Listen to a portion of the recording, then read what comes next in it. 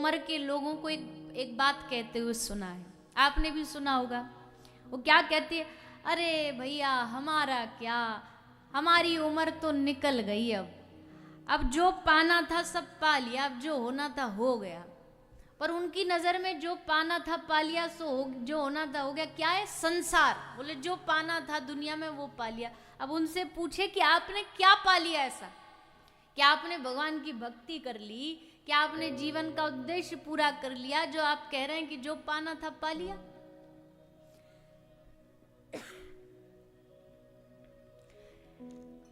कहते कि जो भगवान का भजन नर नहीं करता ना, नरते जन्म पाई कहा कीनो, उदर भर्यो कूकर सूकर जो प्रभु को नाम न लीनो। श्रीमद भागवत सुनी नहीं श्रवनई, गुरु गोविंद न चीनो, लख 84 जोनी भार मिले फिर वाही मन दीनो, सूरदास भगवत भजन बिन जो अंजलि जल छीनो। सूरदास जी कह रहे बिना हरि भजन के तुमने कुछ भी पा लिया वो पाना पाना नहीं है। उसको पाकर के तुमने कोई विशेष उपलब्धि नहीं पाली। उपलब्धि कब है? बोले जब हमारे हृदय में भगवान की भक्ति का प्रादुर्भाव हो जाए। असल की प्राप्ति वही है जब हमें भगवान से अपना संबंध समझ आ जाए। असली जीवन का मूल वही है। बोले वो कैसे आएगा? बोले उसके लिए तो भागवत जी आई हैं। उसके लिए तो भागवत जी हमारा संबंध भगवान से जोड़ने के लिए आई है।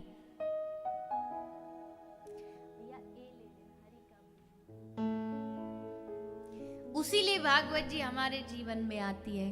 तो आपने देखा होगा ओवर स्पीड कर देता आदमी तो गाड़ी वार्निंग देती है कि नहीं? आजकल के जो अच्छी गाड़ी उनमें सिस्टम आ गया है, ये एक स्पीड लिमिट है, उससे जैसे ही आगे बढ़ो तो वार्निंग देने लगती है। गाड़ी में कुछ गड़बड़ हो गई, एयर कम हो गई तो वार्निंग देने लगती है। वैसे ही जीवन में जब हम गलत कर्म करने लग गए या भगवान को भूल गए तो भागवत जी ऐसा वार्निंग हमारे जीवन में आती है। तास बढ़ेगी भक्ति में उतना एग्जाम बढ़ेगा। हरि नाम लेने वाला हरि को है प्यारा। भगवान को भक्त बड़े प्यारे होते हैं। ऐसे भक्तों का ठाकुर जी दर्शन। अच्छा एक दृष्टांत सुनो। दो भक्त थे, दो व्यक्ति थे। तो दोनों बैठे एक पेड़ के नीचे भजन कर रहे थे। बेचारे कई साल हो गए उनको भजन में लगे भक्ति करते करते। एक दिन कौतुकवश उनके पास नारद जी आ गए। अब नारद जी तो साक्षात भगवत स्वरूपी हैं और भगवान से उनका डायरेक्ट लेना देना आना जाना चलता रहता है। तो भक्तों ने बड़ी जिज्ञासा से कहा, नारद जी हमारा एक काम करोगे? बोले हाँ बोलो। बोले हम आपसे कोई ऐसा अप्रोच नहीं लगा रहे, भाई एक जानकारी चाहते हैं, वो ले आइए आप जानकारी। बोले बताइए क्या चाहिए? बोले भगवान से ये पूछ लीजिए बस एक बार कि हम भजन कर रहे हैं, तपस्या कर रहे हैं, वो हमें कब मिलेंगे, कितने दिन और लगेंगे, कितने साल लगेंगे, बस इतना पता चल जाए हमको। तो नारद जी बोले ठीक है पूछते हैं हम। गए भगवान के पास। नारद जी ने पूछा, प्रभु दो आपके भक्त बैठे हैं, पूछ रहे हैं आप कितने दिन में मिलोगे? भगवान ने कहा जिस पेड़ के नीचे बैठ के भजन कर रहे हैं ना, वो उस पेड़ में जितने पत्ते हैं उतने जन्म उनको लेने पड़ेंगे, उसके बाद मिलूंगा। नारद जी बोले ठीक है बता देते। नारद जी आए, दोनों बैठे थे। बोले जितने इस पेड़ में पत्ते हैं उतने जन्मों बाद तुमको भगवान मिलेंगे। ऊपर देखा, पत्तों को देखा, पेड़ भी था महाराज इमली का। अब सोचो आप, एक ने उठाया झोला, कंधा पे रखा, बोला नारद जी जय सिया राम, हम जा रहे हैं, इतने जन्म लेकर के भगवान मिलेंगे, इतने जन्म कौन खटे, इतने जन्म भजन करो उसके बाद भी इनका क्या भरोसा, मूड चेंज हो जाए, इतने जन्म भजन करना पड़ेगा, कोई गिनती नहीं है इन पत्तों की। हम तो भैया जा रहे हैं, संसार बसाएंगे, बढ़िया अपना जिएंगे, जब मिलना हो मिल जाए। ये कह के वो तो निकल लिया। दूसरा वाला, दूसरे ने जैसे सुना कि इतने जन्मों बाद भगवान मिलेंगे, खड़ा होकर के जोर जोर से नाचने लगा, खूब जोर जोर से नाच रहा है। नारद जी ने कहा, देख या तो तू बहुत पहुंचा हुआ महापुरुष है या तेरा कोई दिमाग का स्क्रू ढीला है कि तुझे समझ नहीं आया। इतने जन्म सोच रहा है तू कितने होते हैं, तू खुश हो रहा है, तू नाच रहा है। उसने हंसते हुए नारद जी से कहा, नारद जी मुझे कोई फर्क नहीं पड़ता कि कितने जन्म बाद भगवान मिलेंगे, मुझे बस खुशी इस बात की है कि वो कम से कम उन्होंने कहा तो वो मिलेंगे, मेरे लिए बस इससे बड़ी खुशी की कोई बात नहीं है। और जैसे ये भक्त कह रहा था ना, सामने ठाकुर जी प्रकट हो गए, उसी क्षण ठाकुर जी प्रकट हो गए। अब नारद जी देखें, एक बार भक्त को एक बार भगवान को।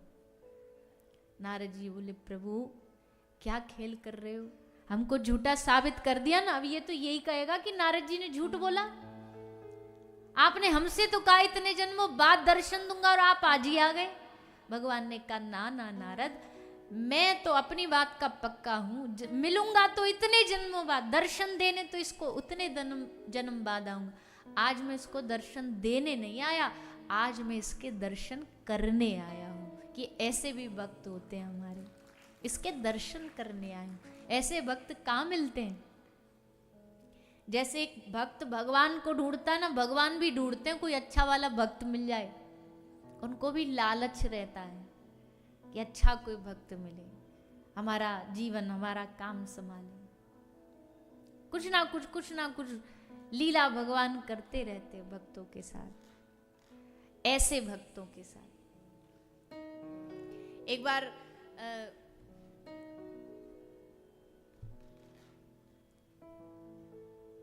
नामदेव जी के जीवन की कथा, महाराष्ट्र के एक संत हुए श्री नामदेव जी।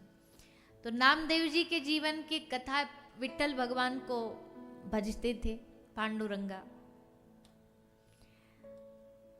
तो नामदेव जी ने देखा एक दिन ठाकुर जी ने थोड़े से उदास से बैठे थे, एकदम मूड अपसेट था।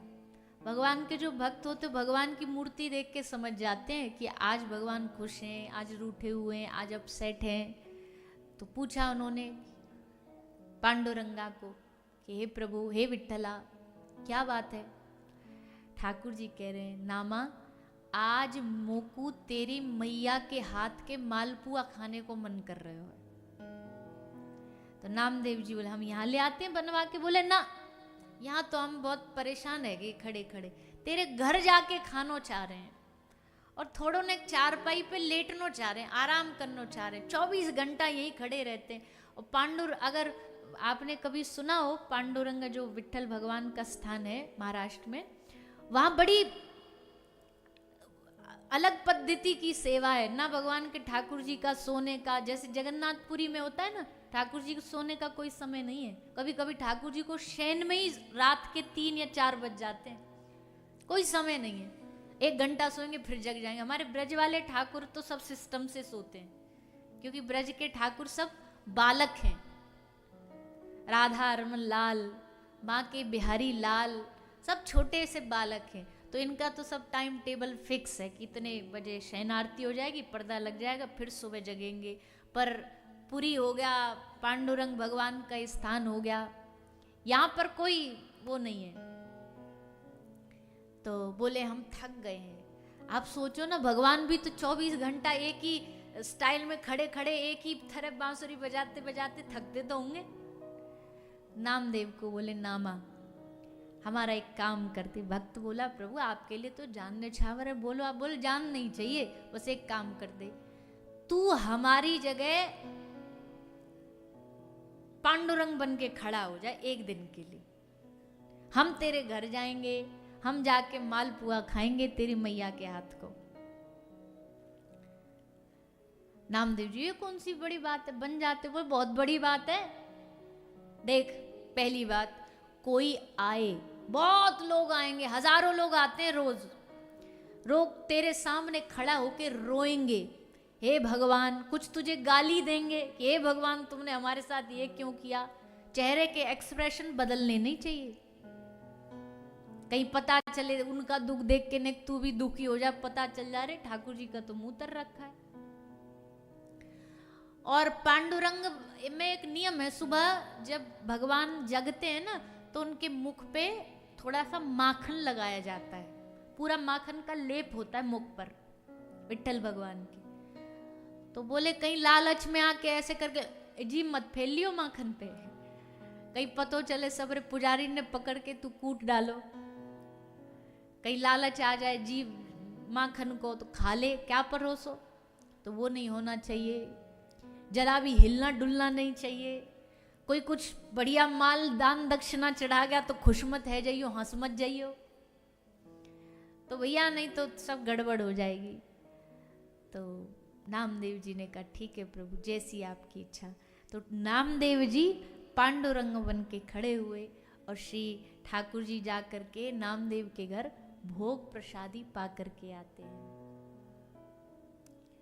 ऐसे भक्तों के लिए ठाकुर जी जीते। देखो हजारों लाखों लोग आते हैं पंढरपुर में, पर श्री ठाकुर जी को किसका इंतजार रहता है? जो भगवान का प्रेमी जन होता है। हमारे वृंदावन में बिहारी जी में लाखों लाखों लोग आते हैं, पर ठाकुर जी की दृष्टि किस पर जाती है?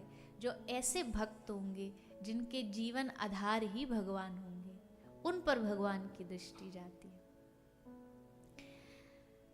तो हरि है हमारा, ये भाव रखने वाले भक्तों पर भगवान की कृपा होती है। और इसीलिए भागवत जी हमें ये प्रेरणा देती है, भगवान से जोड़ती हैं।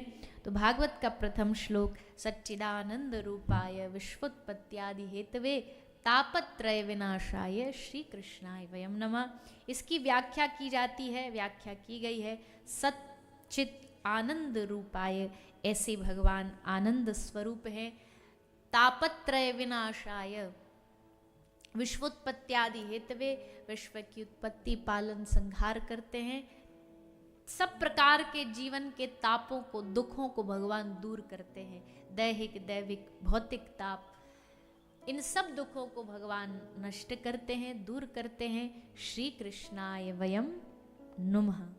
ऐसे श्री कृष्ण, ऐसी श्री राधा रानी, उनकी कृपा हो ताकि हमारे हृदय में भागवत जी का निवास हो।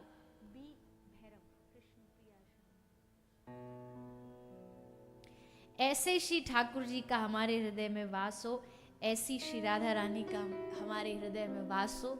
ये भागवत जी का भाव लेकर के ये 7 दिन की यात्रा पर आप हम सबको चलना है।